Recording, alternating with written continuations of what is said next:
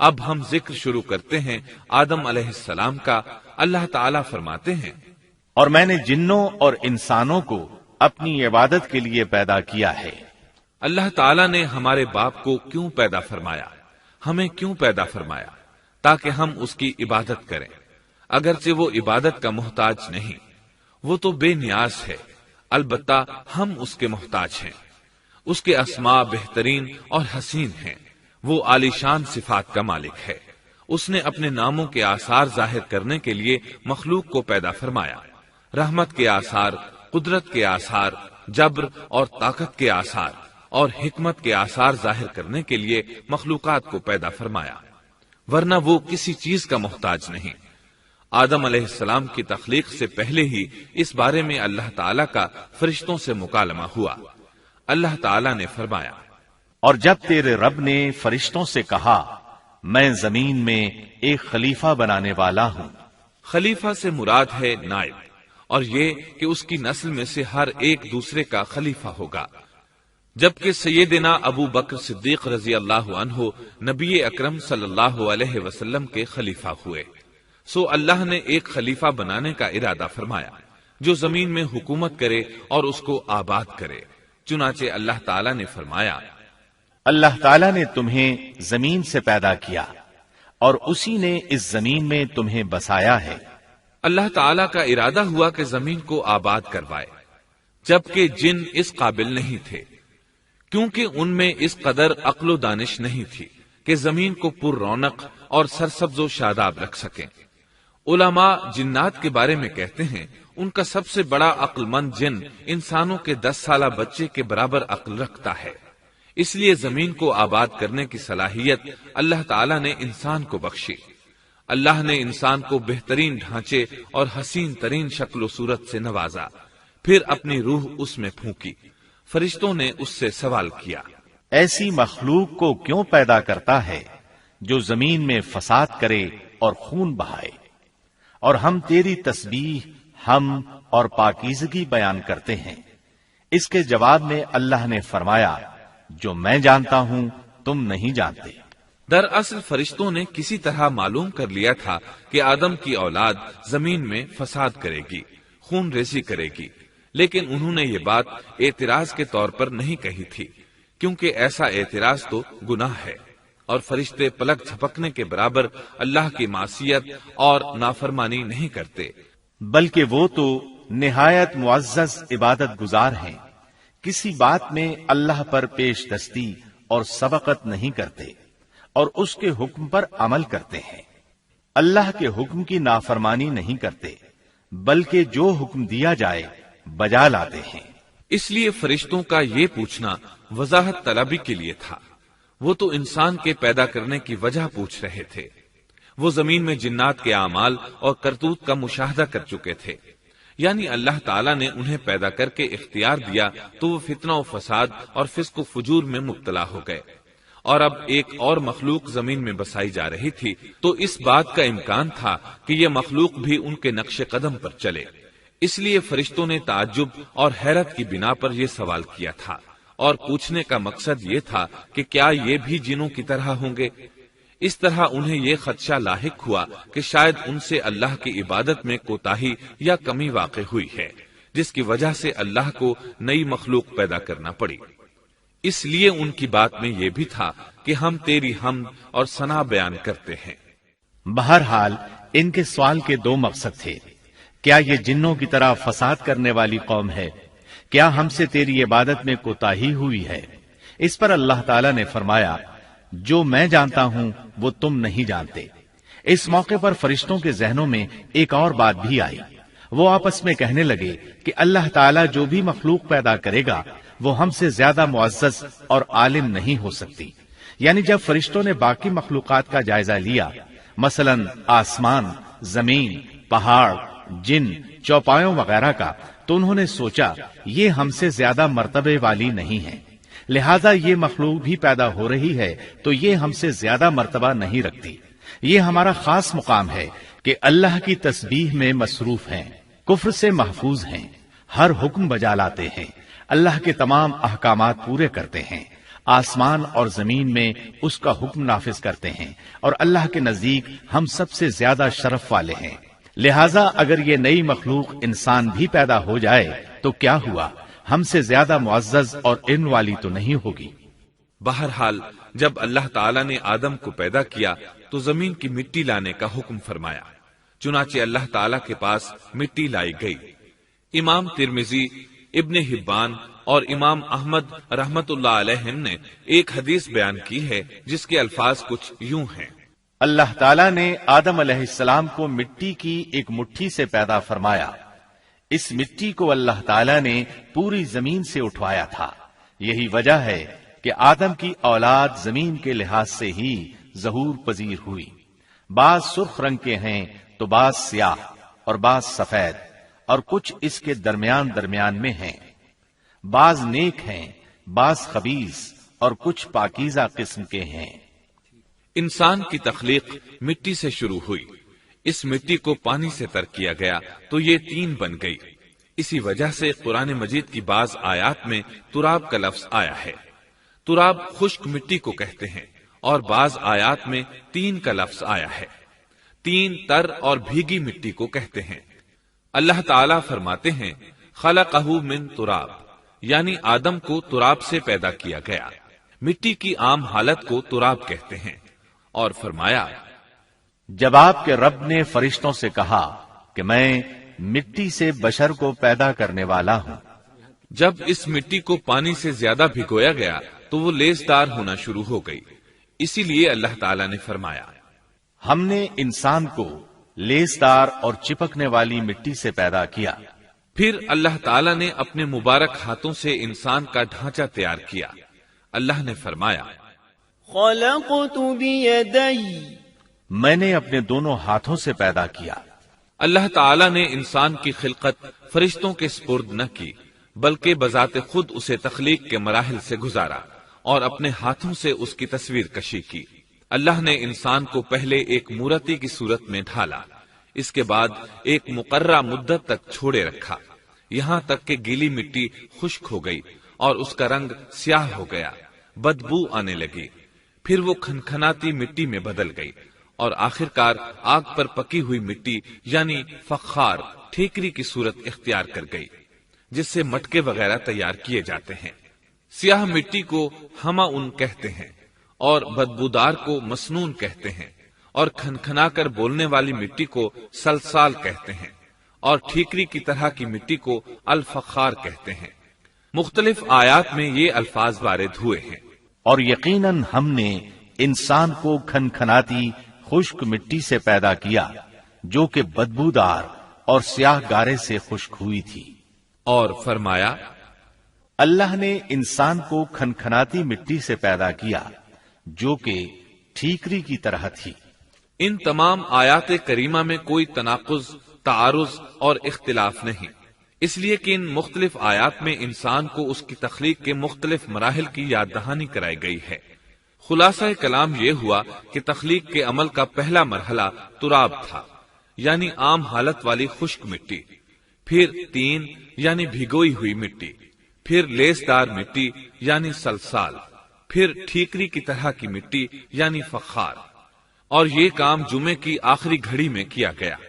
اور یہ دن اللہ کے لحاظ سے شمار ہونے والے دنوں میں سے ہمارے دنوں کی طرح نہ تھا، ہمارے اور اللہ کے دن مختلف ہیں۔ تخلیق آدم دراصل اللہ کا کرشمہ ہے، انسانوں کو ایک صورت عطا کی گئی۔ اس مرحلے کا تذکرہ بخاری اور مسند احمد کی ایک روایت میں ہے۔ اللہ نے آدم کو پیدا کیا اور ان کا قد 60 ہاتھ یا 60 میٹر لمبا تھا۔ تمام جنتی لوگ اس قد آدم کے ساتھ جنت میں داخل ہوں گے، اور اس وقت سے لے کر آج تک مخلوق کا قد کم ہوتا چلا آ رہا ہے۔ بعد والے لوگ گزشتہ زمانے کے لوگوں سے ہمیشہ چھوٹے قد کے ہوتے چلے آ رہے ہیں۔ بہرحال سب سے پہلے اور سب سے لمبے انسان آدم علیہ السلام تھے۔ امام احمد نے منفرد طور پر ایک روایت بیان کی ہے، اس میں رسول اکرم صلی اللہ علیہ وسلم نے آدم علیہ السلام کی لمبائی 60 ہاتھ یعنی 60 میٹر اور چوڑائی 7 ہاتھ بیان فرمائی ہے۔ سبحان اللہ، سیدنا آدم کس قدر ضخیم اور عظیم مخلوق تھے، صحیح مسلم اور مسند احمد کی روایت میں ہے، اللہ نے آدم کو پیدا کیا تو اسے اپنی منشا کے مطابق کچھ عرصہ ڈھانچے کی صورت میں چھوڑے رکھا۔ ابلیس اس کے ارد گرد چکر لگانے لگا۔ اس نے دیکھا کہ وہ پیٹ والا ہے۔ وہ سمجھ گیا کہ یہ مخلوق اپنے آپ پر کنٹرول نہیں کر سکے گی۔ اس حدیث سے معلوم ہوتا ہے کہ انسانوں کی طرح جنات کا پیٹ نہیں ہے، صرف انسان ایسا ہے جس کا اندر والا حصہ کھوکھلا ہے۔ بہرحال اللہ نے انسان کو اس شکل و صورت میں پیدا فرمایا۔ احادیث مبارکہ میں آدم علیہ السلام اور ابلیس ملعون کا قصہ تفصیل سے بھی موجود ہے اور مختصر بھی۔ مثلا تفسیر تبری میں سیدنا عبداللہ بن عباس رضی اللہ عنہما سے روایت ہے، اللہ تعالیٰ نے آدم علیہ السلام کی مٹی کا حکم دیا، مٹی لائی گئی۔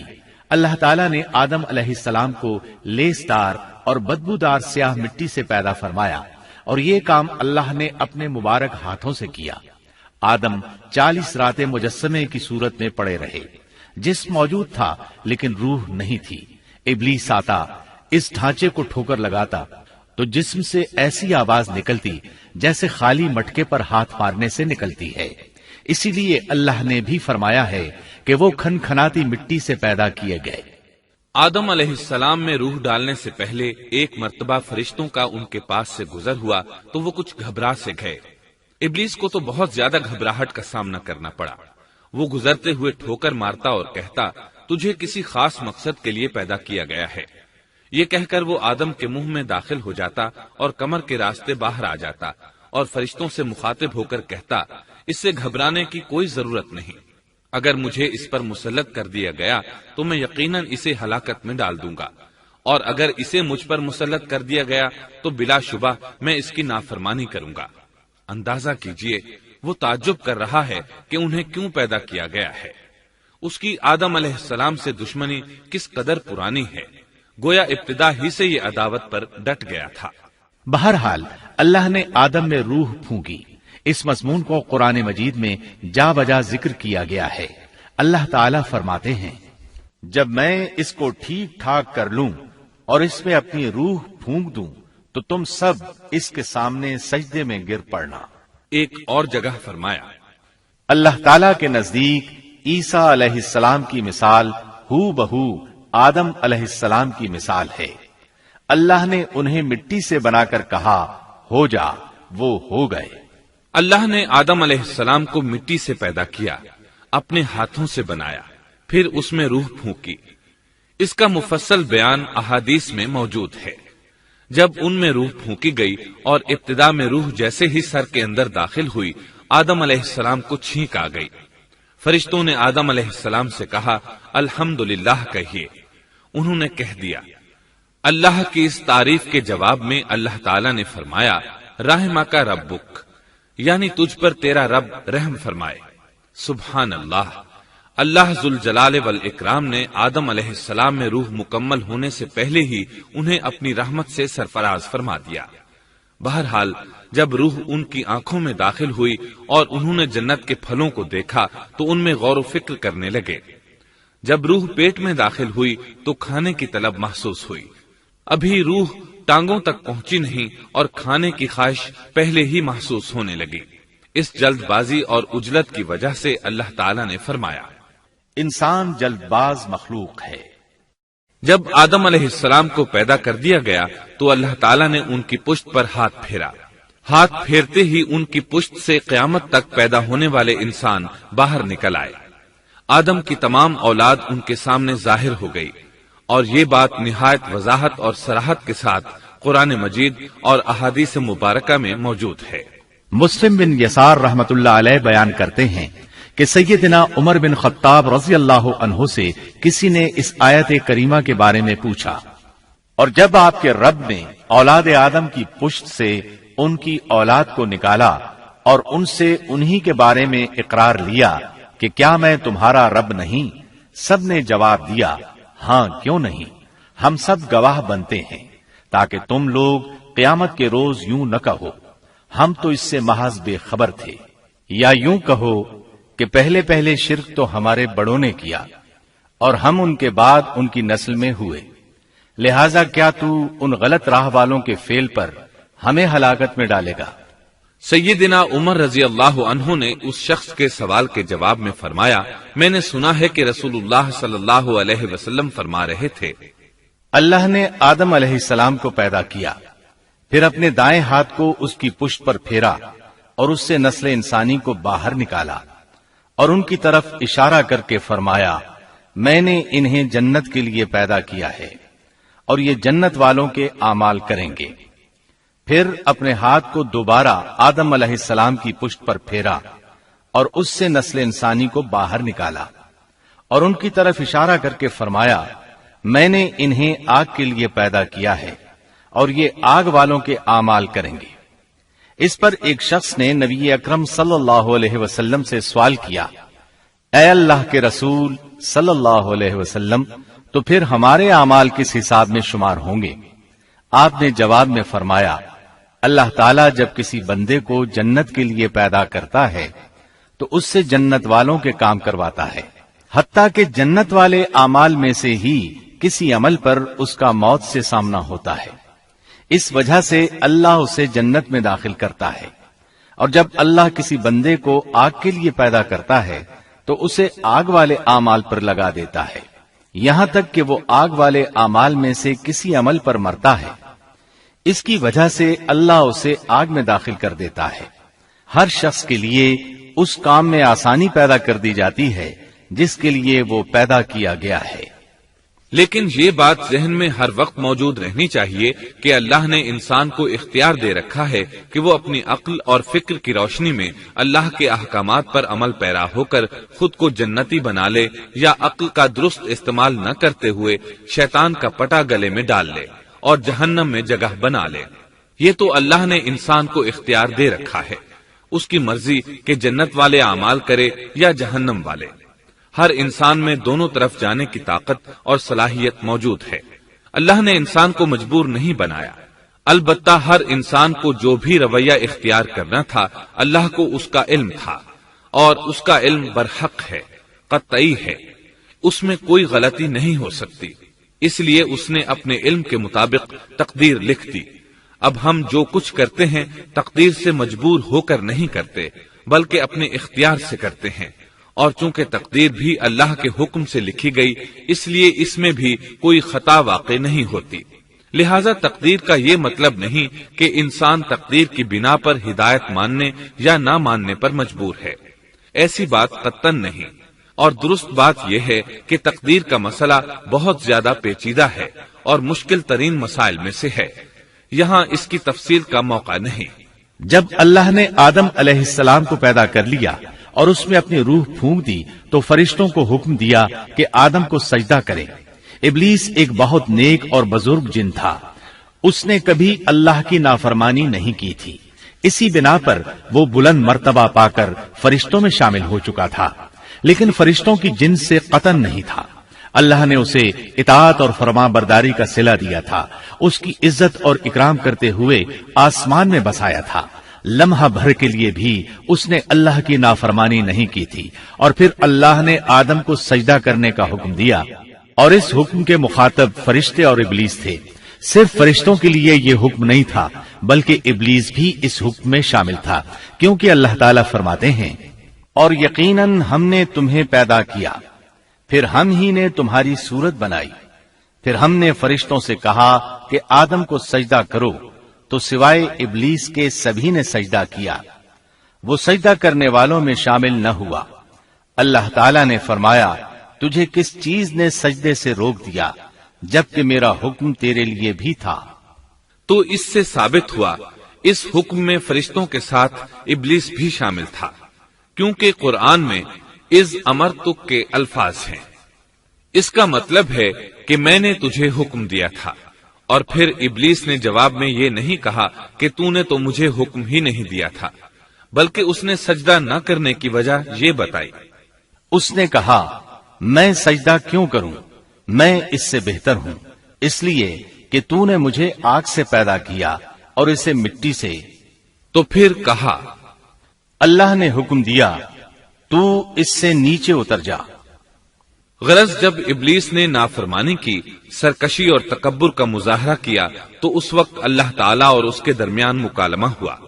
اللہ نے اس کی سرکشی دیکھ کر اسے سزا دیتے ہوئے فرمایا، اس جنت سے اتر جا، تجھے کوئی حق حاصل نہیں کہ تو اس جنت میں رہ کر تکبر کرے۔ ابلیس نے جواب میں کہا، مجھے قیامت کے دن تک مہلت دے دیجئے، یعنی اتنی لمبی عمر دے دیجئے کہ میں قیامت تک زندہ رہوں، موت نہ آئے۔ اللہ نے فرمایا، تجھے مہلت دے دی گئی، لیکن ایک وقت مقررہ تک۔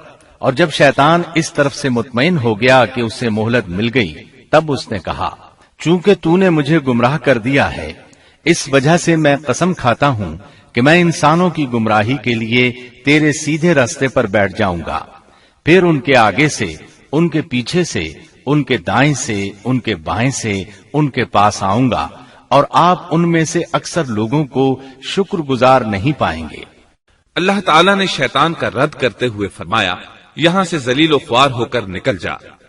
ان میں سے جو شخص بھی تیرا حکم مانے گا، میں ایسے تمام گمراہوں سے جہنم کو بھر دوں گا۔ جو انسان بھی تیرا پیروکار بنے گا، وہ جہنم کا مستحق اور حقدار ٹھہرے گا۔ قرآن مجید میں دوسرے مقامات پر بھی اس گفتگو کو نئے پیرائے میں دہرایا گیا ہے۔ مثلاً اللہ نے فرمایا، یقیناً ہم نے انسان کو کھنکھناتی مٹی سے پیدا فرمایا ہے، جو کہ سڑے ہوئے گارے کی تھی، اور اس سے پہلے ہم نے جنات کو لو والی آگ سے پیدا کیا۔ اور جب تیرے پروردگار نے فرشتوں سے فرمایا، میں انسان کو سیاہ بدبودار کھنکھناتی مٹی سے پیدا کرنے والا ہوں، جب میں اسے پورا بنا چکوں اور اس میں اپنی روح پھونک دوں تو تم سب اس کے لیے سجدے میں گر پڑنا۔ چنانچہ تمام فرشتوں نے سجدہ کیا سوائے ابلیس کے، اس نے سجدہ کرنے والوں میں شمولیت اختیار کرنے سے صاف انکار کر دیا۔ اللہ تعالیٰ نے فرمایا، اے ابلیس، تجھے کیا ہوا کہ تو سجدہ کرنے والوں میں شامل نہ ہوا؟ وہ بولا، میں ایسے انسان کو سجدہ نہیں کر سکتا جسے تو نے سیاہ بدبودار کھنکھناتی مٹی سے پیدا کیا ہے۔ اللہ تعالیٰ نے فرمایا، اب تو بہشت سے نکل جا، کیونکہ تو مردود ہے اور تجھ پر قیامت کے دن تک میری پھٹکار ہے۔ کہنے لگا، اے میرے رب، مجھے اس دن تک مہلت دے دے جس دن کے لوگ دوبارہ زندہ کیے جائیں گے۔ اللہ نے فرمایا، اچھا، اس مقررہ وقت کے دن تک تجھے مہلت دی گئی۔ کہنے لگا، اے میرے رب، چونکہ تو نے مجھے گمراہ کیا ہے، مجھے بھی قسم ہے کہ میں انسانوں کے لیے زمین میں گناہوں کو خوشنما بناؤں گا اور ان سب کو بہکا دوں گا، سوائے ان کے جو تیرے منتخب اور مخلص بندے ہوں گے، وہ میرے بہکاوے میں نہیں آئیں گے۔ اللہ نے فرمایا، ہاں، یہی مجھ تک پہنچنے کی سیدھی راہ ہے کہ مخلص بن جاؤ، میرے بندوں پر تجھے کوئی غلبہ نہیں ہوگا۔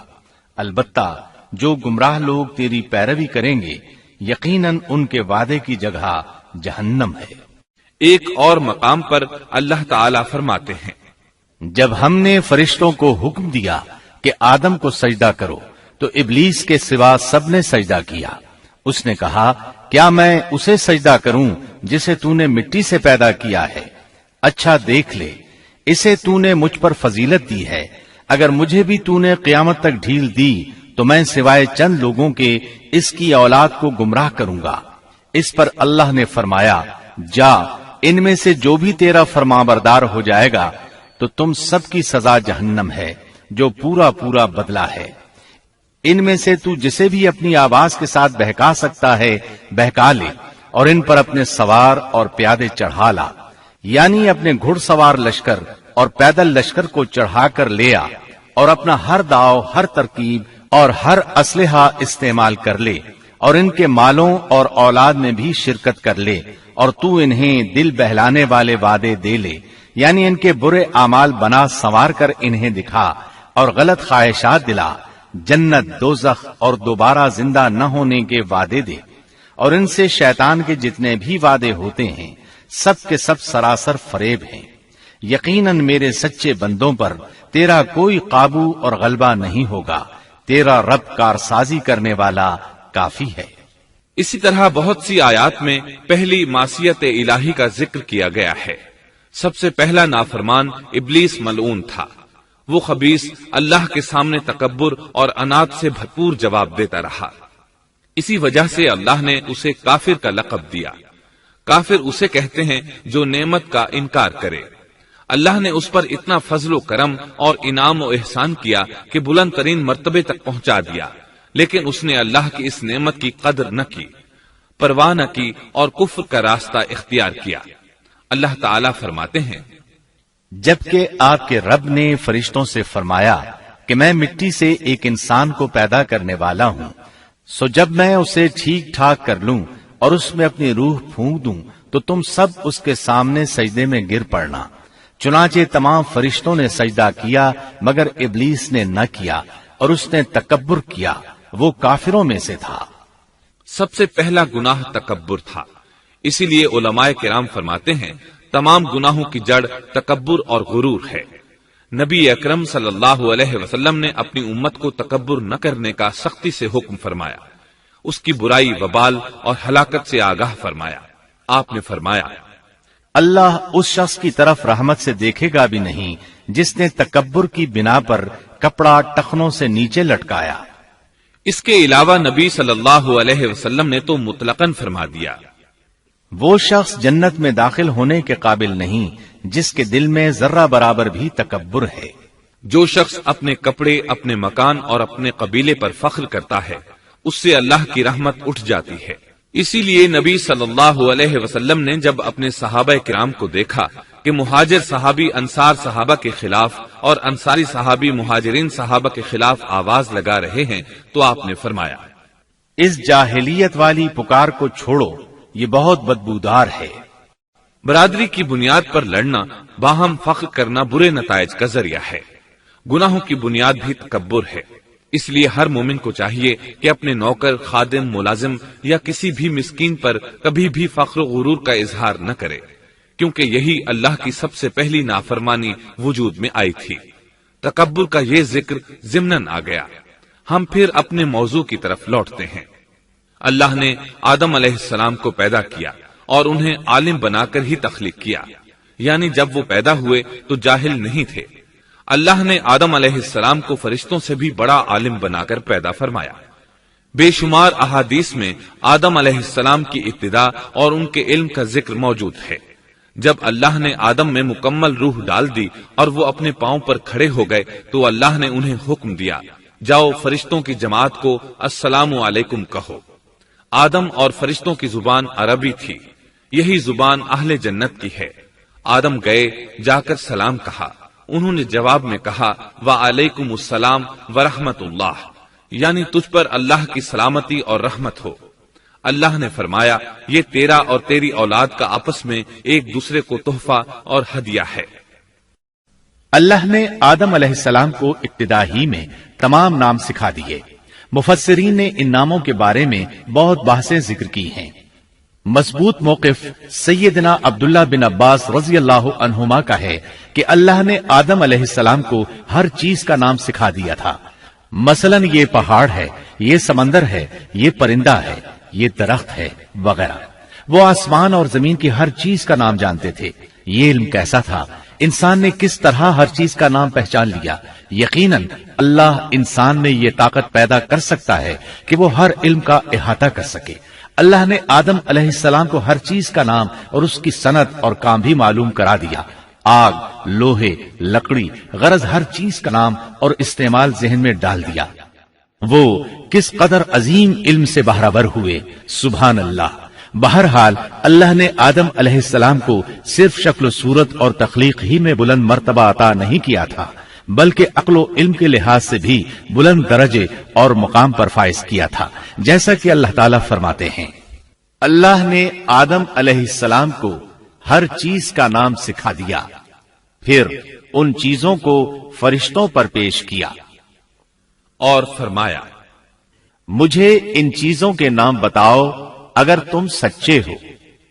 مطلب یہ کہ تم اپنے دعوے میں کہاں تک سچے ہو؟ جب آدم کی تخلیق ہوئی تو تم نے کہا تھا اللہ جو چاہے پیدا کر لے، قسم ہے وہ ہم سے زیادہ معزز اور عالم نہیں ہوگا۔ اس دعوے میں اگر تم سچے ہو تو ذرا ان اشیاء کے نام تو بتاؤ۔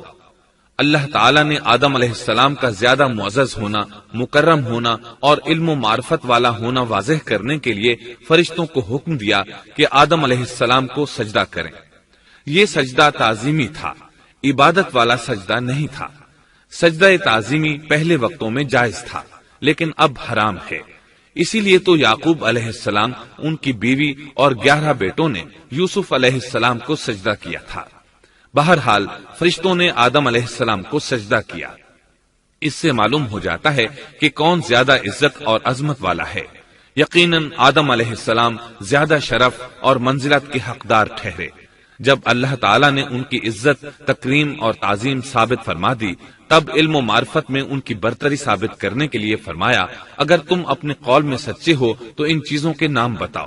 تب فرشتوں نے کہا، فرشتے کہنے لگے، اے اللہ تو پاک ہے، ہمیں تو صرف اتنا ہی علم ہے جتنا تو نے ہمیں سکھا رکھا ہے، مکمل حکمت و علم والا تو ہی ہے۔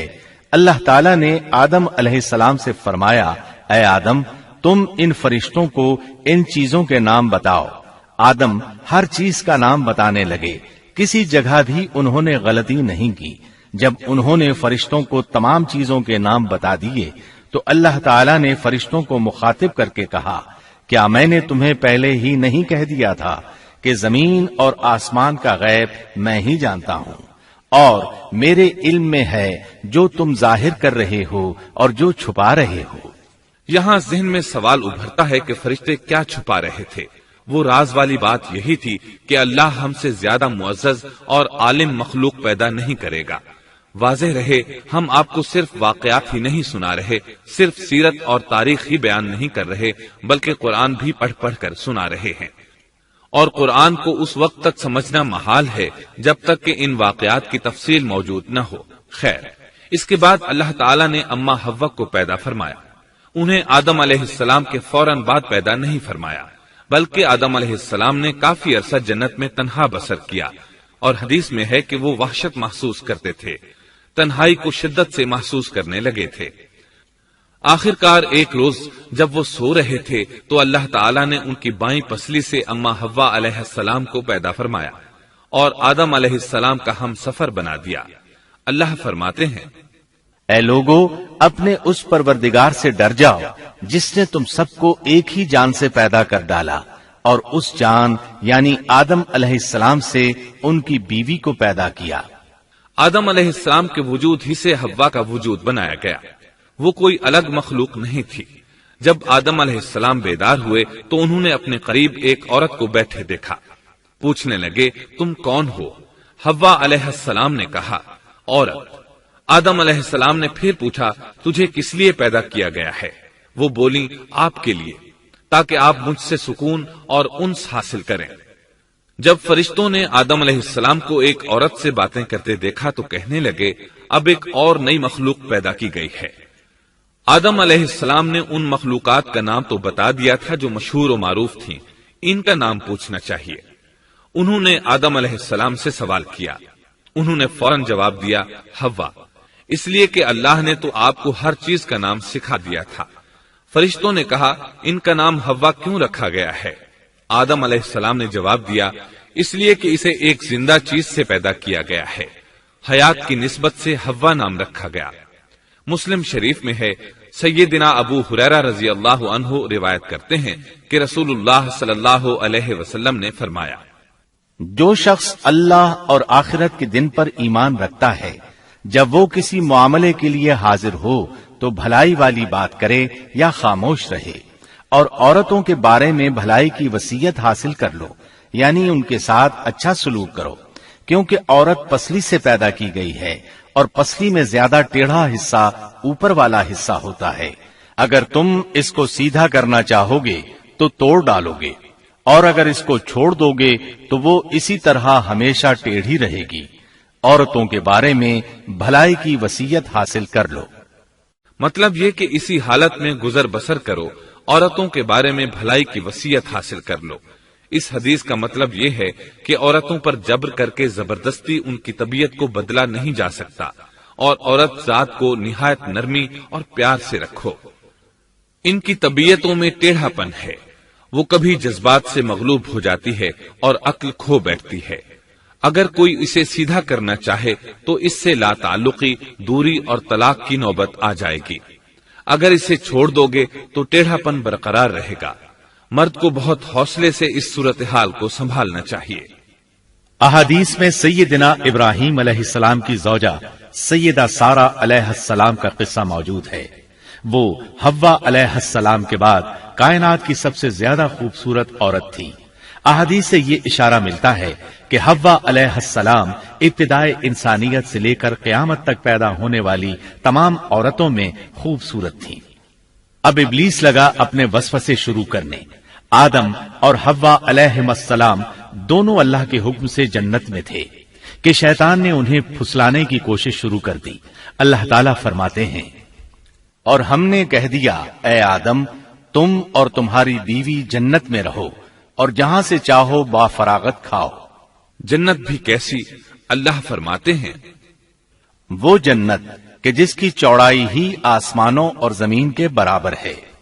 سو اس جنت میں سے جو چاہو سو کھاؤ، کچھ بھی منع نہیں سوائے ایک درخت کے، چنانچہ ارشاد ہوا، اور ہم نے کہا اے آدم تم اور تمہاری بیوی جنت میں رہو، پھر جس جگہ سے چاہو با فراغت کھاؤ اور اس درخت کے پاس مت جاؤ ورنہ ظالموں میں سے ہو جاؤ گے۔ ایک اور جگہ فرمایا، اور جب ہم نے فرشتوں سے کہا کہ آدم کو سجدہ کرو تو ابلیس کے سوا سب نے سجدہ کیا۔ ابلیس نے انکار کیا تو ہم نے کہا اے آدم یہ تیرا اور تیری بیوی کا دشمن ہے، خیال رکھنا ایسا نہ ہو کہ وہ تم دونوں کو جنت سے نکلوا دے اور تو مصیبت میں پڑ جائے۔ یہاں تو تجھے آرام ہے، نہ تو بھوکا ہے اور نہ ننگا، اور نہ تو یہاں پیاسا ہوتا ہے، نہ دھوپ سے تکلیف اٹھاتا ہے۔ گویا اللہ نے سیدنا آدم علیہ السلام کو وسوسے سے پہلے ہی خبردار کر دیا تھا۔ ان آیات سے یہ بھی پتا چلا کہ انسان سے ابلیس کی عداوت اور دشمنی ابتدا ہی سے چلی آ رہی ہے، اور یہ بھی ثابت ہوا کہ جو لوگ کہتے ہیں کہ انسان ابتدا میں ننگا تھا ان کا قول صحیح نہیں، اس لیے کہ اللہ تعالیٰ نے جنت میں بھی آدم علیہ السلام پر لباس رکھا اور زمین میں بھی لباس نازل کر دیا، جیسا کہ اللہ تعالیٰ فرماتے ہیں، اے آدم کی اولاد ہم نے تم پر لباس کو نازل کیا جو تمہاری شرمگاہوں کو چھپاتا ہے اور زینت کا سبب بھی ہے، اور تقوی کا لباس اس سے بھی بہتر ہے۔ لہذا آدم ابتدا میں ننگے نہیں تھے، انہیں تو ننگے پن کا علم ہی نہیں تھا، نہ ہی ان کی بیوی کو برہنہ ہونے کا علم تھا۔ اللہ نے آدم علیہ السلام کو کامل نعمتوں سے نوازا، بھوک نہ پیاس، یہاں تک کہ پیاس کے اسباب سے بھی محفوظ، نہ گرمی اور نہ دھوپ، پھر بے انتہا حسن و جمال، مشقت نہ تکلیف، بدبختی نہ بدقسمتی۔ آدم اور حوا علیہ السلام کے دلوں میں وسوسہ ڈالنے کے بارے میں بھی قرآن نے روشنی ڈالی ہے۔ پھر شیطان نے ان دونوں کے دلوں میں وسوسہ ڈالا۔ یہ وسوسہ اس نے ان دونوں کو طمع دلانے کی صورت میں پورا کیا، اور یہ طمع دلائی کہ اس درخت کو کھانے سے ہمیشگی اور بقا ملتی ہے اور کبھی نہ ختم ہونے والی بادشاہت حاصل ہوتی ہے، اور اس وسوسے کا مقصد یہ تھا تاکہ ان کا پردہ بدن جو ایک دوسرے سے پوشیدہ تھا دونوں کے روبرو بے پردہ کر دے۔ ان کی شرمگاہوں کو ننگا کرنے کے لیے اس نے ایسا کیا۔ وہ دونوں کپڑے میں ملبوس تھے، ستر ڈھانپ رکھا تھا۔ جب انہوں نے اس درخت سے کھایا تو لباس نیچے گر گیا، دونوں برہنہ ہو گئے۔ یہی شیطان چاہتا تھا کہ انہیں برہنہ کر دے، اللہ کی نافرمانی پر اکسائے۔ ارشاد ہوتا ہے، شیطان نے انہیں وسوسہ ڈالا، کہنے لگا اے آدم کیا میں تجھے دائمی زندگی کا درخت اور وہ بادشاہت نہ بتلا دوں جو کبھی پرانی نہ ہو؟ جب تم اس درخت سے کھاؤ گے تو ہمیشہ زندہ رہنے والے بن جاؤ گے اور زبردست بادشاہت حاصل کر لو گے۔ اس نے یہ تمنا بھی دلائی۔ تمہارے رب نے تم دونوں کو اس درخت سے اس لیے منع کیا ہے کہ تم دونوں فرشتے نہ بن جاؤ یا ہمیشہ زندہ رہنے والے نہ بن جاؤ۔ یعنی تم اس درخت سے کھا لو گے تو فرشتے بن جاؤ گے اور ہمیشہ قائم دائم رہو گے۔ پھر وہ وسوسہ ڈالتے ہوئے جھوٹی قسمیں کھانے لگا، جیسا کہ ارشاد ہوتا ہے، اور ان دونوں کے روبرو قسمیں کھانے لگا کہ یقین آ جائے میں آپ کا خیر خواہ ہوں۔ اللہ کی قسم کھانے لگا اور اس وقت سے جھوٹی قسموں کی ابتدا ہوئی۔ اس نے ان دونوں کو فریب دے کر بہکا لیا، جیسا کہ فرمایا فَدَلَّاهُمَا بِغُرُورٍ، یعنی دھوکے سے انہیں پھسلایا، حالانکہ انہیں کسی چیز کی کمی نہیں تھی۔ بھلا وہاں کیا محتاجی ہو سکتی تھی؟ جنت میں سکون سے زندگی بسر کر رہے تھے۔ جنت سے بڑھ کر کیا چاہیے؟ ہمیشہ کے لیے جنت مل چکی تھی۔ اللہ تعالیٰ فرماتے ہیں، ان دونوں نے جب درخت کو چکھا، دونوں کا پردہ بدن ایک دوسرے کے روبرو کھل گیا، دونوں اپنے بدنوں پر درختوں کے پتے جوڑ جوڑ کر رکھنے لگے۔ کپڑے اترنے پر دونوں کو حیا آئی، اس لیے کہ انسان کی فطرت میں برہنہ ہونے کی ناپسندیدگی شامل ہے۔ برہنہ ہو گئے تو کوئی لباس نہیں تھا، اس لیے درختوں کے پتے جوڑ کر جسم ڈھانپنے لگے۔ حدیث میں آیا ہے، آدم بھاگنے لگے تو اللہ نے پکارا، آدم مجھ سے بھاگتے ہو؟ آدم بولے، اللہ میں شرم کی بنا پر بھاگ رہا ہوں، اور اس وجہ سے کہ تیرے سامنے برہنہ کیسے رہوں، پھر یہ کہ نافرمانی کا ارتکاب بھی کر چکا ہوں۔ یہاں ایک سوال پیدا ہوتا ہے، دونوں میں سے پہلے کھانے والا کون تھا؟ اس بارے میں راجح قول یہ ہے کہ وہ حوا علیہ السلام تھی۔ انہی نے آدم علیہ السلام کو طمع دلاتے ہوئے اس غلطی پر آمادہ کیا تھا، جیسا کہ بخاری شریف میں نبی اکرم صلی اللہ علیہ وسلم نے فرمایا، اگر حوا نہ ہوتی تو کوئی عورت اپنے خاوند سے خیانت نہ کرتی۔ حوا علیہ السلام نے انہیں غلطی میں مبتلا کیا تھا۔ اگر حوا علیہ السلام نہ ہوتی تو آدم بھی خیانت میں مبتلا نہ ہوتے اور نہ معصیت میں مبتلا ہوتے۔ تب اللہ نے انہیں پکارا، کیا میں نے تم دونوں کو اس درخت سے نہیں روکا تھا، اور کیا یہ نہیں کہا تھا کہ شیطان تمہارا کھلا دشمن ہے؟ اب توجہ طلب بات یہ ہے کہ اس موقع پر دونوں نے کیا طرز عمل اختیار کیا۔ کیا وہ دونوں اپنی معصیت پر بضد رہے اور تکبر کرنے لگے، جیسا کہ ابلیس نے سجدہ کرنے سے انکار کیا تھا اور پھر لگا تھا اپنی معصیت پر اصرار کرنے، یا ان دونوں نے توبہ کر لی؟ جی ہاں، دونوں نے توبہ کر لی، جیسا کہ قرآن مجید میں آتا ہے، دونوں نے کہا، اے ہمارے رب، ہم نے اپنا بڑا نقصان کیا، اور اگر تو ہماری مغفرت نہ کرے گا اور ہم پر رحم نہ کرے گا تو واقعی ہم خسارہ پانے والوں میں سے ہو جائیں گے۔ اس قصے میں ایک سوال یہ ذہن میں پیدا ہوتا ہے کہ جب سیدنا آدم علیہ السلام کو ابلیس نے سجدہ نہ کیا تو اللہ تعالیٰ نے اسے مردود بنا کر جنت سے نکال دیا، پھر وہ سیدنا آدم علیہ السلام کو اس درخت کے قریب کس طرح لے گیا جبکہ وہ جنت سے باہر ہو چکا تھا؟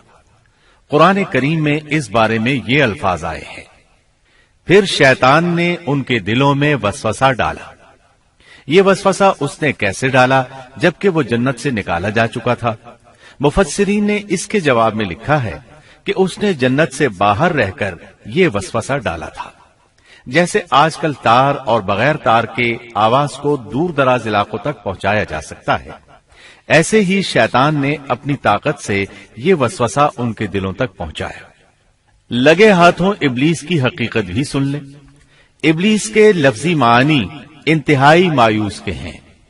یہ راندہ درگاہ ہونے کے بعد ہمیشہ ہمیشہ کے لیے اللہ کی رحمت سے مایوس ہو گیا تھا، اس لیے اسے یہ لقب ملا، ورنہ روایات کی روح سے اس کا اصل نام عزازیل تھا۔ پہلے یہ جنات میں سے تھا، اپنے رب تعالی کی اطاعت سے نکل کر ابلیس ہوا۔ اس کا علم ناقص تھا، مزاج ناپاک تھا، وہ غرور اور تکبر میں مبتلا ہو گیا تھا۔ یہاں یہ بات بھی ذہن نشین کر لیں کہ انبیاء خطا اور گناہ سے پاک ہوتے ہیں، ان پر اللہ تعالی کی مستقل حفاظت اور نگرانی قائم رہتی ہے۔ اگرچہ انبیاء بھی انسان ہوتے ہیں اور تمام انسانی تقاضے انہیں لاحق ہوتے ہیں، لیکن ان کے عمل اور ارادے میں کسی قسم کی بدی اور شر کا عمل دخل قطعاً نہیں ہوتا۔ ان کا ہر قول اور عمل بلکہ ہر حرکت اور سکون کی حالت بھی انسانیت کے لیے بہترین نمونہ ہوتے ہیں۔ البتہ بشر ہونے کی وجہ سے بھول کا امکان ہوتا ہے، تاہم بھول ہو جانے کی صورت میں انہیں فوراً ہی خبردار کر دیا جاتا ہے۔ بھول ہو جانا بشری طبیعت کا خاصہ ہے۔ اللہ تعالیٰ نے ہر انسان کی فطرت میں یہ چیز رکھی ہے۔ انبیاء سے بھول چوک ہو جانے میں بھی اللہ تعالیٰ کی کئی ایک حکمتیں پوشیدہ ہیں۔ مثلا بہت سی قومیں اپنے نبیوں کے معجزات دیکھ کر ان میں ربوبیت کی صفات کی قائل ہو گئی، یہاں تک کہ بعض قوموں نے اپنے نبیوں کو اللہ یا اللہ کا بیٹا بھی جانا۔ جب انبیاء سے بھول اور لغزشیں ہوئیں تب گویا لوگوں پر یہ واضح کیا گیا کہ یہ الہ نہیں ہے۔ الہ ہوتے تو کس طرح ان سے بھول ہو سکتی تھی۔ اس سے یہ بتانا بھی مقصد تھا کہ انبیاء انسان ہی ہوتے ہیں، کوئی ماورائی مخلوق نہیں ہوتے۔ سیدنا آدم علیہ السلام کے واقعے پر غور کرنے سے یہ حقیقت مزید واضح ہو جاتی ہے کہ سیدنا آدم علیہ السلام کی یہ لغزش گناہ نہیں تھی۔ ممنوع درخت کا پھل کھاتے ہی سیدنا آدم علیہ السلام اور اماں حوا کا لباس اتر گیا تھا۔ اللہ کا حکم ہوا، قال اهبطوا، جنت سے اتر جاؤ، تم آپس میں ایک دوسرے کے دشمن ہوگے اور تمہارے واسطے زمین میں رہنے کی جگہ ہے اور ایک وقت تک نفع حاصل کرنا ہے۔ فرمایا تم وہیں زندگی بسر کرو گے اور وہیں مرو گے اور وہیں سے دوبارہ نکالے جاؤ گے۔ قرآن مجید کے دیگر مقامات میں بھی اس قصے کی تفصیل موجود ہے۔ مثلاً فرمایا، اور اس سے قبل ہم نے آدم سے ایک عہد لیا تھا مگر وہ بھول گئے اور ہم نے ان میں کوئی عزم نہیں پایا۔ اللہ تعالی فرماتے ہیں، اور جب ہم نے فرشتوں سے کہا آدم کو سجدہ کرو تو ابلیس کے سوا سب نے سجدہ کیا، اس نے صاف انکار کر دیا۔ تو ہم نے کہا اے آدم، یہ تیرا اور تیری بیوی کا دشمن ہے، خیال رکھنا ایسا نہ ہو وہ تم دونوں کو جنت سے نکلوا دے اور تو مصیبت میں پڑ جائے۔ یہاں تو تجھے یہ آرام ہے کہ نہ تو بھوکا ہوتا ہے اور نہ ننگا، اور نہ تو یہاں پیاسا ہوتا ہے اور نہ دھوپ سے تکلیف اٹھاتا ہے۔ لیکن شیطان نے اسے وسوسے میں ڈال دیا، کہنے لگا میں آپ کو دائمی زندگی کے درخت اور وہ بادشاہت بتلاؤں جو کبھی پرانی نہ ہو۔ چنانچہ ان دونوں نے اس درخت سے کھایا، پس ان کے ستر کھل گئے اور وہ بہشت کے پتے اپنے اوپر چپکانے لگے۔ آدم نے اپنے رب کی نافرمانی کی، پس بہک گیا۔ پھر اس کے رب نے نوازا، اس کی طرف توجہ فرمائی اور اس کی رہنمائی کی۔ حکم ہوا تم دونوں یہاں سے اتر جاؤ، تم آپس میں ایک دوسرے کے دشمن ہو۔ اب تمہارے پاس جب کبھی میری طرف سے ہدایت پہنچے تو جو میری ہدایت کی پیروی کرے نہ تو وہ بہکے گا نہ تکلیف میں پڑے گا، ہاں جو میری یاد سے روگردانی کرے گا اس کی زندگی تنگی میں رہے گی اور بروز قیامت ہم اسے اندھا کر کے اٹھائیں گے۔ آدم علیہ السلام زمین پر اترے اور اپنے رب سے توبہ کے کلمات سیکھ لیے۔ وہ کلمات یہ ہیں، ربنا ظلمنا أنفسنا وإن لم تغفر لنا وترحمنا لنكونن من الخاسرين۔ اے ہمارے رب، ہم نے اپنا نقصان کیا اور اگر تو نے ہم پر مغفرت و رحمت نہ فرمائی تو ہم خسارہ اٹھانے والوں میں سے ہو جائیں گے۔ آدم علیہ السلام زمین پر اترے اور ان کے ساتھ حوا علیہ السلام بھی اتری اور ان کے ساتھ ہی ابلیس کو بھی اتارا گیا۔ یہ کس جگہ پر اترے اس بارے میں اختلاف پایا جاتا ہے، لیکن ابن عباس رضی اللہ عنہ کی بات راجح محسوس ہوتی ہے کہ آدم علیہ السلام کو ہند میں اور حوا علیہ السلام کو جدے میں اتارا گیا۔ جب آدم علیہ السلام اتر آئے تو حوا علیہ السلام کی تلاش شروع کر دی، زمین میں ان کی تلاش میں سرگرداں ہوئے۔ آخر کار میدان عرفات میں دونوں کی ملاقات ہو گئی۔ چونکہ میدان عرفات میں دونوں نے ایک دوسرے کی معرفت حاصل کی تھی اور ان کا آپس میں تعارف ہوا تھا، لہذا اسی مناسبت سے اس میدان کا نام عرفات مشہور ہو گیا۔ اللہ تعالیٰ نے زمین کے اندر انسانوں کو پھیلانا شروع کیا اور زمین کو مردوں اور عورتوں سے آباد کر دیا۔ امام طبری رحمت اللہ علیہ بیان کرتے ہیں کہ حوا علیہ السلام نے آدم علیہ السلام کے لیے 20 ولادتوں میں 40 بچوں کو جنم دیا۔ ہر بار 2 بچوں کو جنم دیتی تھی، ایک لڑکا ہوتا ایک لڑکی۔ سب سے پہلا جوڑا قابیل اور اس کی بہن قمیم کا تھا۔ پھر انسانوں کی افزائش شروع ہوئی، آبادی میں اضافہ ہونے لگا۔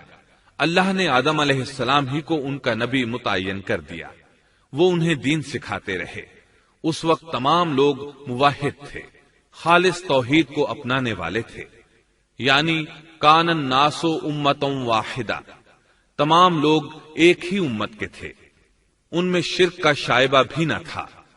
ابن جریر اور ابن کثیر رحمہم اللہ نے ابو موسیٰ اشعری رضی اللہ عنہ کی روایت بیان کی ہے، اللہ نے جب آدم علیہ السلام کو جنت سے زمین پر اتارا تو انہیں ہر چیز کی کاریگری اور صنعت کا علم تھا۔ جب وہ اترے تو عالم بھی تھے، لباس میں ملبوس بھی تھے، کام کاج کے تمام طریقوں سے باخبر بھی تھے، لوہے، آگ، لکڑی اور کپڑے کے استعمال سے بھی بخوبی واقف تھے۔ ہمارے برعکس وہ ان کاموں کو اپنی ابتدا ہی سے جان چکے تھے، کیونکہ ہم سب لوگوں کا حال یہ ہے کہ جب تک سکھایا نہ جائے ہمیں کچھ نہیں آتا۔ آج کے دور میں بعض افریقی قبائل کے افراد وحشیانہ اور غیر مہذب زندگی گزارتے ہیں۔ علماء کا کہنا ہے کہ یہ لوگ زمین پر رہنے والوں میں سے گمراہ ترین انسان ہیں۔ انہوں نے بہترین زندگی ضائع کر دی اور گھٹیا زندگی کو پسند کیا۔ تہذیب و تمدن کا آغاز چونکہ ابتدائے آفرینش سے ہے، اس لیے ہر انسان کی فطرت میں تہذیب کی سوجھ بوجھ موجود ہے۔ بہرحال آدم علیہ السلام کے بعد انسانی مخلوق کی تعداد روز بروز بڑھتی چلی گئی اور انسانی کمزوریوں کی بنا پر گناہ شروع ہو گئے۔ زمین پر سب سے پہلے ہونے والی معصیت قابیل کے ہاتھوں اپنے بھائی حابیل کے قتل کی صورت میں سامنے آئی۔ اللہ تعالیٰ نے قرآن مجید میں قابیل اور اس کے بھائی حابیل کا قصہ بیان کیا ہے۔ قابیل قرخت اور درشت طبیعت کا مالک تھا، جبکہ اس کا بھائی حابیل رحم دل اور نرم طبیعت تھا۔ قابیل کھیتی باڑی کرتا تھا اور حابیل مویشی چراتا تھا۔ حابیل کے نرم دل ہونے کی ایک وجہ اس کا بکریاں چرانا تھا، کیونکہ ایک چرواہا اپنی بکری کو بھوکا دیکھ کر اسے چارہ کھلائے بغیر نہیں رہتا، نہیں وہ کسی بکری کو پیاسا دیکھ کر اسے بھول جاتا ہے۔ اپنے جانور پر اس کی طاقت سے زیادہ بوجھ بھی نہیں لادتا۔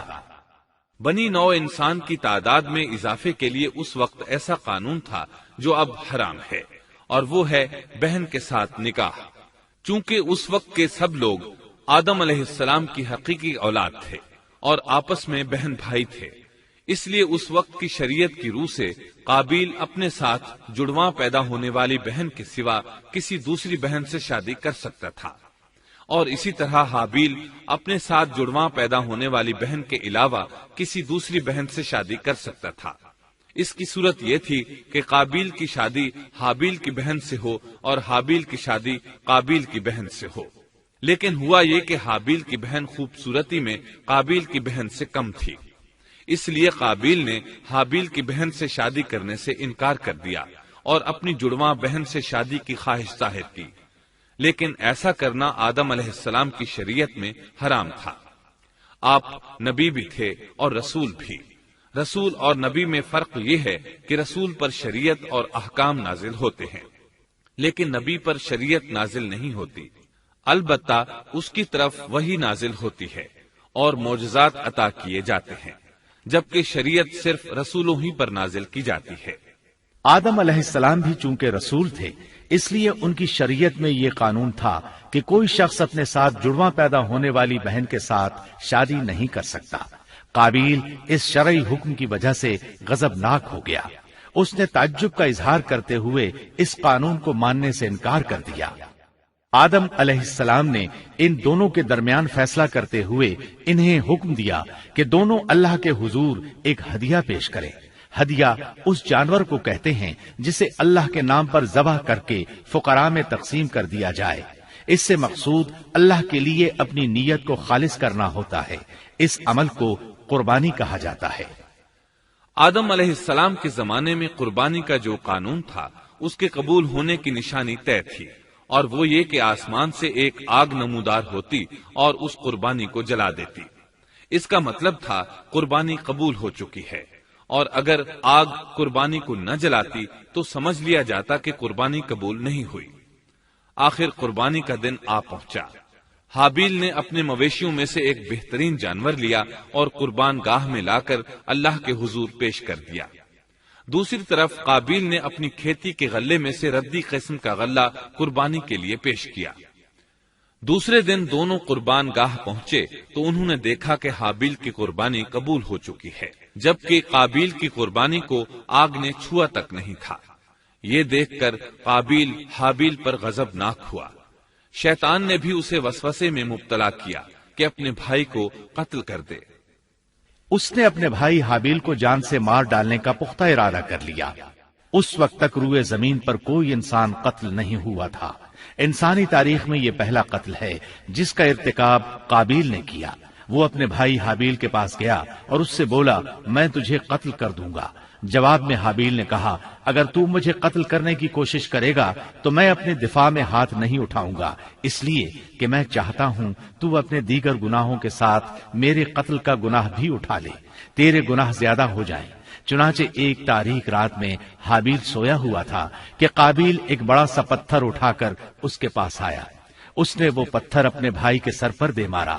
اس طرح اس نے حابیل کو قتل کر دیا، روئے زمین پر قتل کی ابتدا کر دی، زمین کو پہلے خون سے رنگ دیا۔ تاریخ انسانی میں یہ سب سے پہلا جرم تھا جو قابیل کے ہاتھوں ہوا۔ قتل تو وہ کر بیٹھا، اب حیران اور پریشان ہوا کہ اس کی لاش کا کیا کرے۔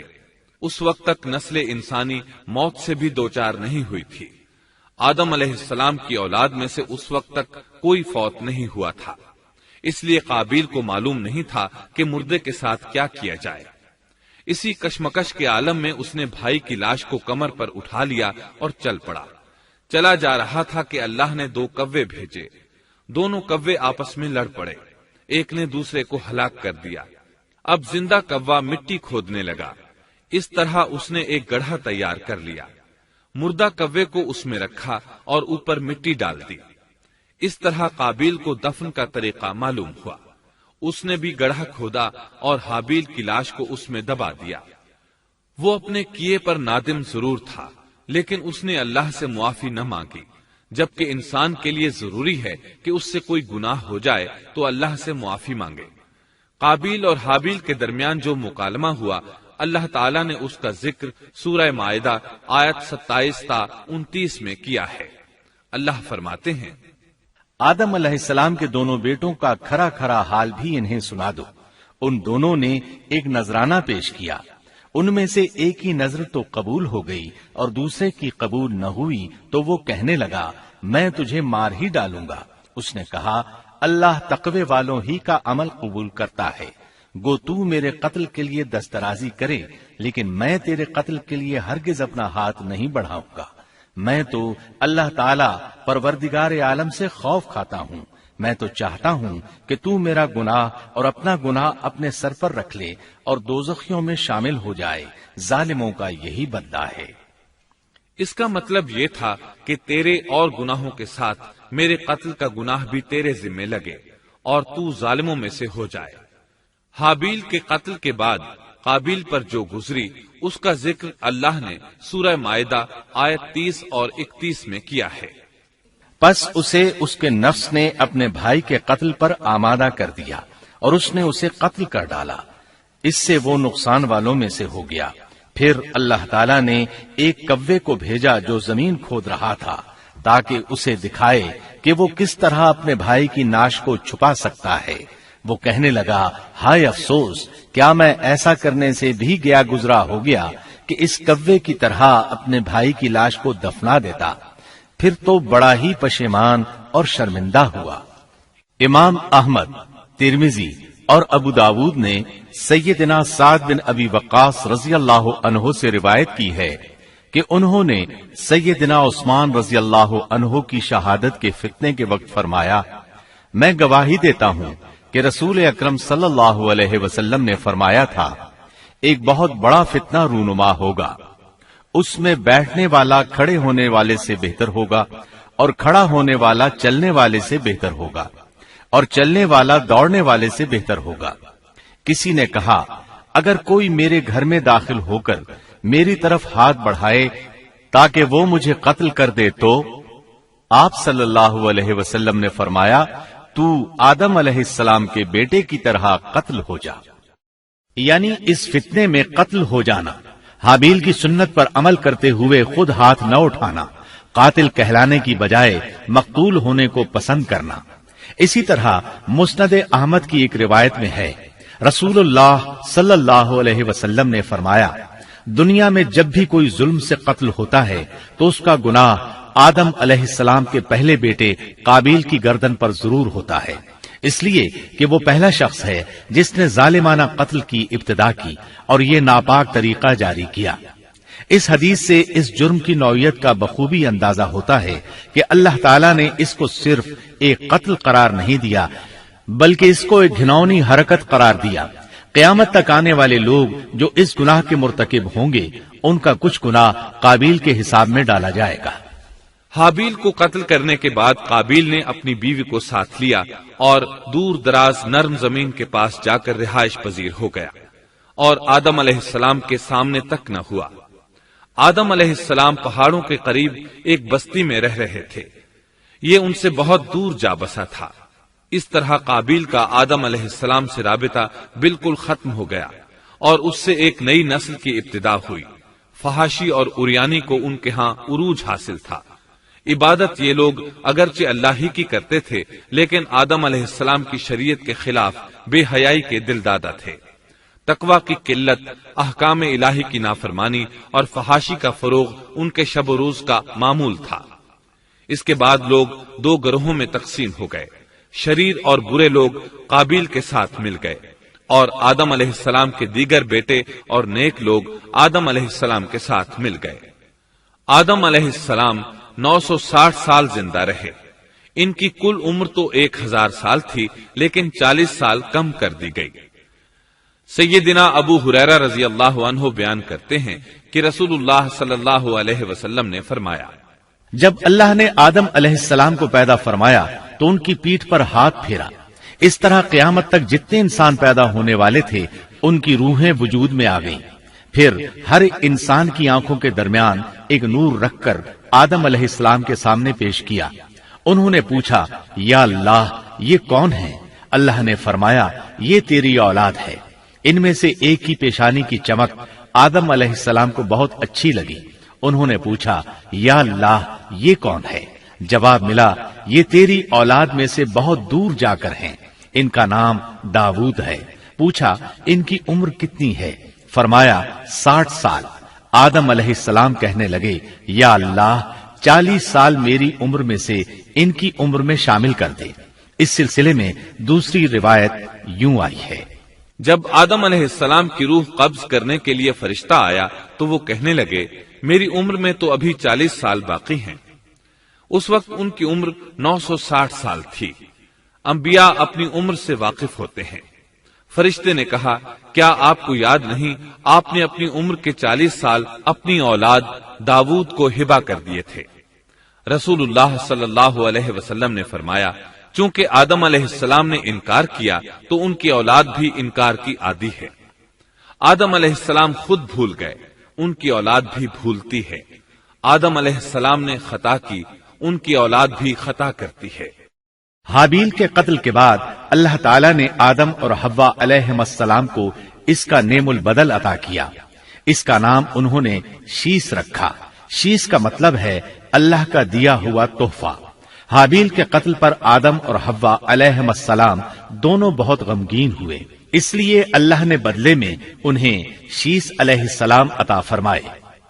سیدنا ابو ذر غفاری رضی اللہ عنہ سے مروی ایک صحیح حدیث میں ہے کہ رسول اللہ صلی اللہ علیہ وسلم نے فرمایا، اللہ تعالیٰ نے 104 صحیفے نازل فرمائے، ان میں سے 50 صحیفے شیس علیہ السلام پر نازل ہوئے۔ ان صحیفوں میں ایسے قوانین، اصول اور ضابطے تھے جن سے انسانیت کی زندگی منظم ہوتی ہے۔ شیس علیہ السلام نے آدم علیہ السلام سے علم حاصل کیا، لیکن آدم علیہ السلام کا تمام علم وہ حاصل نہ کر سکے، اس لیے کہ آدم علیہ السلام نے بالمشافہہ اللہ تعالی سے علم حاصل کیا تھا اور بہت سی اشیاء کا علم اللہ تعالی نے انہیں سکھا دیا تھا، اس لیے وہ تمام علماء سے بڑھ کر عالم تھے۔ شیس علیہ السلام نے آدم علیہ السلام سے علوم سیکھ کر لوگوں کو سکھائے۔ لوگوں نے ان سے مختلف علوم، فنون اور پیشے سیکھے۔ انہیں شہروں میں رہنے سہنے کے بارے میں تعلیم دی۔ दिन रात के हिसाबात से उन्हें आगाह किया और उन्हें बताया कि किन औकात में वो अल्लाह की इबादत करें और इबादत के तरीके उन्हें सिखाए। अहादीस में इसकी वजाहत मिलती है। इमाम अहमद रहमतुल्लाह अलैह बयान करते हैं कि अबू जमा सादी कहते हैं कि उन्होंने मदीने में एक शेख को लोगों से कलाम करते देखा तो उनके मुतालिक पूछा, ये कौन शख्स है? लोगों ने बताया कि ये उबई बिन काब रजी अल्लाह अन्हु हैं। बड़े सहाबा में उनका शुमार होता है। तमाम मुसलमानों से बढ़कर कुरान और उसकी तफसीर के आलिम हैं। अबू जमा फरमाते हैं कि उबई बिन काब रजी अल्लाह अन्हु उस वक्त ये वाकया बयान कर रहे थे कि जब आदम अलैहिस्सलाम की वफात का वक्त करीब आया तो उन्होंने अपने बेटों से फरमाया, मेरा जन्नत के फल खाने को जी चाहता है। जन्नत के फल दुनियावी फलों जैसे ही होते हैं। सेब, अनार, अंगूर ये सब जन्नत में मौजूद थे। जन्नत के और दुनिया के फलों में फर्क ये है कि दुनियावी फल बदबूदार हो जाते हैं, जबकि जन्नती फल कभी बदबूदार नहीं होते। इसी तरह दुनियावी फलों का जायका आर्जी होता है, जबकि जन्नती फलों का जायका हमेशा बरकरार रहता है।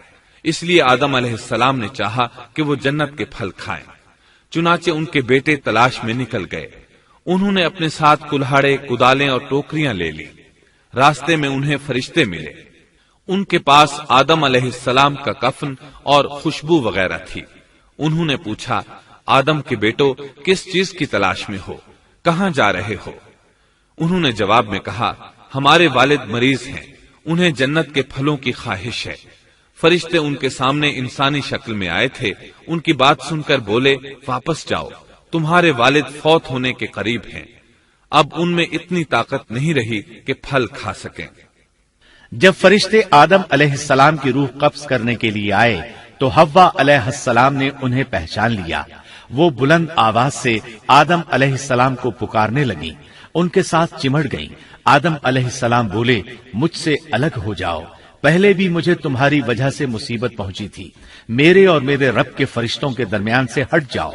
फिर फरिश्तों ने आदम अलैहिस्सलाम की रूह कब्ज की, उन्हें गुस्ल दिया, कफन पहनाया, खुशबू लगाई, आपकी कब्र खोदी। फिर उन्होंने आदम अलैहिस्सलाम की नमाज जनाजा अदा की।